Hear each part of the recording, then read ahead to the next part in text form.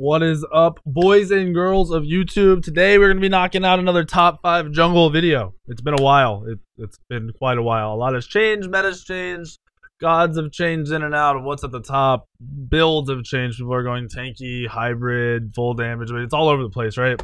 I'm going to go over top 5 gods. I'll have like 2 or 3 honorable mention type gods.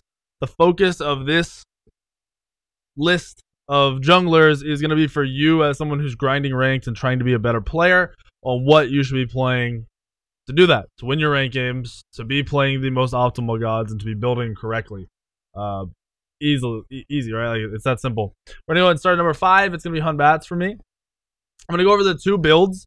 On most gods, they carry over. They'll change a little teeny bit, but I'm going to go over both builds. And the reason for Hun Bats being top 5 is just having a beads burner in team fights. The fact that the early game isn't extremely high paced, so you can get away, not paced, paced, like the pace of the game.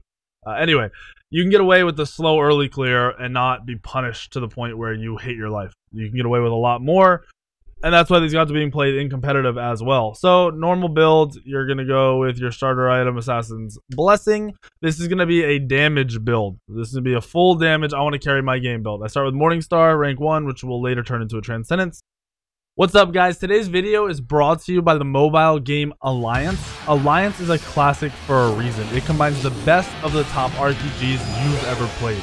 What I like most about this game is the 10,000 different hero combinations that really put your skills to the test, meaning you have to work for your wins on this one compared to the other mobile RPGs. There's real-time PvP, crazy giant bosses, never-ending hero combinations, and massive guild battles finally on mobile. What else do you guys need? Go to the description below, click the link, download the game, and get your own 50,000 gold and 50 free gems on me. Hopefully you guys like the game the same as me. I'll see you guys on there. Remember, supporting them and supporting videos like this allow me to continue to create content the way I do. So thank you so much for the support. I can't wait to see you guys on this game. I go with 2 health and 1 mana. Simple, right? You're able to stay in the jungle long enough to finish your boots. All the good shit. So then you're getting power boots. You're finishing that Transcendence. Transcendence. You are then getting a Jotun's Wrath, and this just allows you to spam your ultimate. You're on a 30% CDR. I don't know what's wrong with me speaking right now. You have 30% CDR, so you're ult up all the time. All your abilities are up all the time. You've got the mana to sustain and last in the jungle for a long time. Go farm wherever you want. And then, like I said, this is more of a carry build. This is I'm just going to go all in, and it's mainly based on you just abilitying and auto attacking. Fairly simple, right? I won't max out CDR though with this build. I'll give you a variation. You've got Warrior, Transcendence, Jotuns. I go Crusher, gives you attack speed, gives you power, gives you pen, gives you a little bit of extra damage. This is actually really good to have during your ults. When you get somebody in a full ult, you're able to get more auto attacks off, and it goes a long way. People don't realize how much their auto attacks are really doing. And then you've got, this is just full on carry, Deathbringer into a Titan's Bane. Like 5 Titan's Bane. So this is the full build. Like I said, this item's going to change. The Deathbringer is kind of situational. You don't need crit every game. You don't need it at all, really. I don't usually go it. This spot can be swapped up with your Hydra's Lament, which give you full CDR and give you more burst off after each ability. And if you really get to a point where you aren't able to carry the game, or you're just having trouble in the team fights, you aren't positioning right, blah, blah, blah, make this a Magi's or something just to give you a little bit more leeway with how you're engaging fights with the abilities you are eating. But ideally, I want to go full damage if I have this built. Now we're going to get rid of all this, and we're going to go into more of the hybrid, meaning little bit of damage, little bit of tanky. You're going to start with Jotun's Wrath for the CDR. I then go into a Spirit Robe to get even more CDR. I then go into a Magi's Blessing if they have a lot of CC. I then go into the Titan's Bane for power and penetration. And then the last item varies. If I get to this point and I feel like I just like the tankiness, then I get even more of the defense coming out of the mantle. The build kind of frags, to be honest. Considering how little power it has, you are able to sit in fights and be extremely annoying while still doing high damage and having 40% CDR, which is insane. So this ideally is the build I've been having the most fun with at an extremely high level where I'm with other competent players, and the carry build is what I'm running when I have to carry the plebers, or you need to carry your noob friends, or whatever it is you're doing. These are the two builds I'm looking at. If for some reason they just have a ton of CC, swap the Magi's and the Spirit Robe. That's the only thing I would change with this build. This is going to apply to gods like Achilles, to really any gods that are using their ult a lot, to Dodgy, to you could run it on Fenrir, really anyone you want. You could even run it on Nemesis, to be completely honest with you. You can run it on Ratatoski, you run it on Achilles. The build, that tanky build will work on all those gods, as well as the damagey build. The damagey build will work on Achilles, the damagey build will work on Fenrir, Dodgy, Rat if you really want to go that weird build, Susanoo for sure, Thor for sure. Nemesis' build would change a little bit, but it works. So you get the point. You get the idea.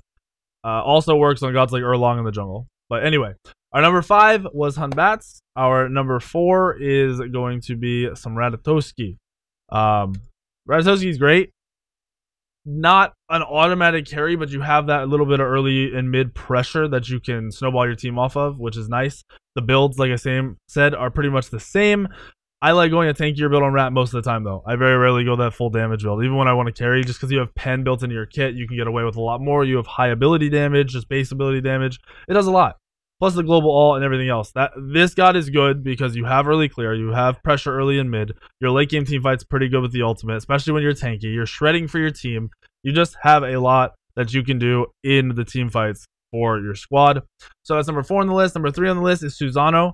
I don't play a lot of Susanoo because I have some weird FPS issue, but apparently a lot of people do not get the FPS drop when using your first ability.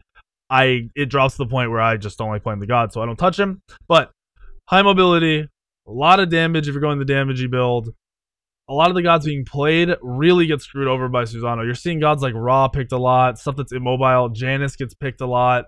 You do well against these gods. Thoth, you do well against a lot of the junglers being played. Solo laners are playing mages and squishy gods and guardians and going weird warlocks, just going weird builds. Things that Susanoo can take advantage of are being played right now. And that's why you will be able to get away with him and do extremely well with him, assuming you don't have that weird FPS issue. Number 2 on my list is Serket. I think you all already know why Serket's so good. I like that tanky build on Serket as well because you have high base damage. You have the percentage damage coming out of your auto attacks when stacking your poison. And then you have anti-heal in a meta where you're seeing healers. Aphrodite, Chunga, Guan Yu, Ra, Sylvanas, Hercules, Vamana even got played in my rank game last night. You're seeing a lot of healing, so Serket's ult will go really, really far in a team fight. Extremely far. And you can swap out one of your items for a brawlers if you need even more anti-heal on any of the gods that I'm listing, or really any god at all in general. So that's why Serket's good. You have CC, anti-heal, can go either damage or tank build. Everything works on it. She's great. She's pretty much been great forever, though. And then number 1 on the list for me is still Achilles, even after the nerfs. This is more so in ranked than in competitive. In ranked, Achilles destroys everybody. Literally everybody. He just frags out. He's good. Very, very high base damage. A lot of mobility. An execute. He's tanky as fuck. His passive is insane. He's got a stun. He's got AoE damage. He's got a little bit of everything. He's healing his kit. We're talking about a healing meta. He heals for a decent amount with this too. There's nothing bad about this god other than the fact that they keep trying to nerf him and nerf and nerf him. He still gets played. He's still good. In your rank games, to me personally, he is still the best jungler out of all of them. He doesn't have the early clear like level 1 to 3, but then after that, his poke and pressure and everything else just makes up for anything lost during those first few levels. And that's what you really need to focus on when you're playing Achilles, is that you can poke and do more damage than you can clear your own buff speed. So take advantage of people being out of position. When you rotate into the mid lane, if you can poke to mage because he's immobile, go on him. You might even get a kill. If the jungler is on a camp doing mid camps and you walk up, poke the jungler because you do a lot of damage at level 2 and 3 to people. Not so much to clearing camps fast, just because your abilities are on a high cooldown. You don't get the double dash out of your 3, and when you hit creeps, it's not used the same. You'll understand once you start playing him.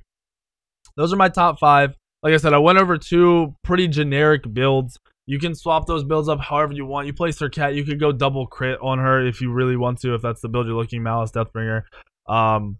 You can go the tank builds. You could go the Transcendence build, just don't go Hydras. There's a lot of options on every single god. On Achilles, though, I didn't cover a damage build that I would go. I would not go Transcendence on Achilles. I think it's kind of pointless, to be completely honest with you. I would rush into the Crusher, because it ups your clear time and just allows you to get more auto attacks while using your 3 and your stun, which is more damage. Then the Jotun's Wrath. And then if you're going super, super, super high damage, Hydras is pretty awesome, but it's not something you need. Usually you need anti-heals in this meta, so I've been going Brawler's Beatstick. Remember, you already have boots, so this would be 4 items deep. Your 5th item, I do usually get 1 defensive item in the build with him, just because I want to be CC immune and not have to use my beads all the time. And then I finish it off with the Titan's Bane. Easy. Build simple. I want to honorably mention the fact that EU in competitive play is playing a lot of Hebo.